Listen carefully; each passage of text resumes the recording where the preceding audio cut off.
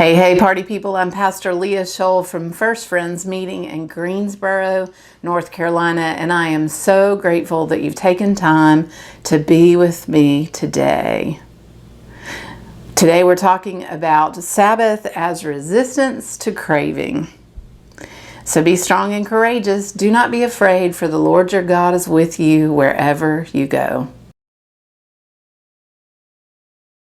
Our first lesson today is from Isaiah chapter 49, and it casts a vision of the way that God cares for us, liberating us, saying to the prisoners, "Come out," and meeting our needs.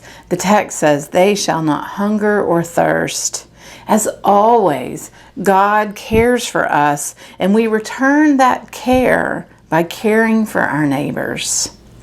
This is right relationship. In our gospel lesson today from Mark chapter 14, we see the woman anointing Jesus with her special perfume, and then the grumbling of the disciples. The money spent on this ointment could have been given to the poor for food, they say.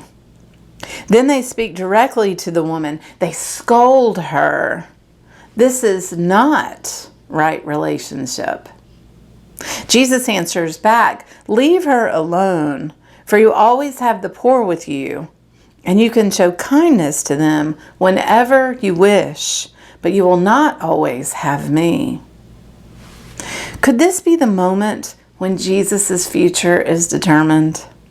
When Judas's craving overcomes his desire to follow Jesus? When Judas decides to sell Jesus out for a few pieces of silver? In this moment, did Judas believe that he might make a better leader of this ragtag community? Did he desire to be the one that the woman anointed with expensive perfume? I want to go to the root of right relationship. And one place to see that is in the Ten Commandments. Exodus 20:17 says, "You shall not covet your neighbor's house. You shall not covet your neighbor's wife, or male or female slave, or ox, or donkey, or anything that belongs to your neighbor." The root of right behavior, of right relationship, is one where we do not covet, we do not crave what our neighbor has. Cravings. We all have them. For some of us, it's cigarettes, carbs, and cocktails. For others, it's fancy cars, clothing, and companionship. Let me just be bold. Capitalism is built on craving. We want a nicer home, a cuter car, more prestige in our work, and not just a place at the table, but the best place at the table. Those cravings are distortions of the things that we all need: safety, belonging, and mattering. Safety means the condition of being protected from or unlikely to cause danger, risk, or injury. We all desire safety so that we can thrive where we are. Belonging means that we feel accepted, included, or part of something bigger than ourselves. It's when we're all equal and we're moving in the same direction to reach our goals. Mattering means each of us contributes individually in a unique way. We all make a difference. We're appreciated and publicly acknowledged. We want the fancier car so that we can be safer driving. Or we can impress our neighbors. Or we can prove that we are just the right kind of person. I mean, our cars are status symbols, right? Our Subarus prove that we're naturey. Our Hondas prove that we're thrifty. Our Priuses prove we're just enough concerned with ecology. Look, I'm not saying that desiring safety, belonging, and mattering is wrong, but when they are distorted through capitalism, they can also be instead greed, coveting, gluttony, selfishness. We desire safety, so we buy.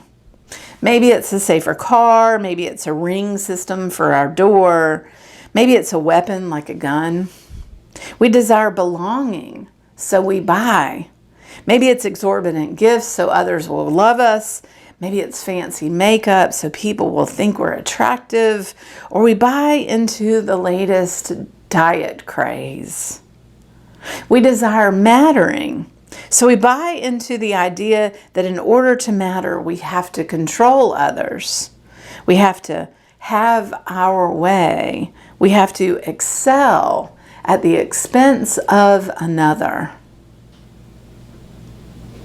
Sabbath can actually be a break from craving. In the Jewish tradition of Sabbath, you don't use your phone or screens. You don't do chores like shopping, cleaning, or cooking. There's no writing. And honestly, you're not even supposed to be planning the next day or week. But there are parts of that day that you do have. You have 3 meals, so all of your needs are met. You have family time and spouse time. You rest. And you even consider your relationship with God. You get it? Can you see how this would make you center into the moment right now and limit the cravings of the next moments? And can you see how Sabbath can build right relationship?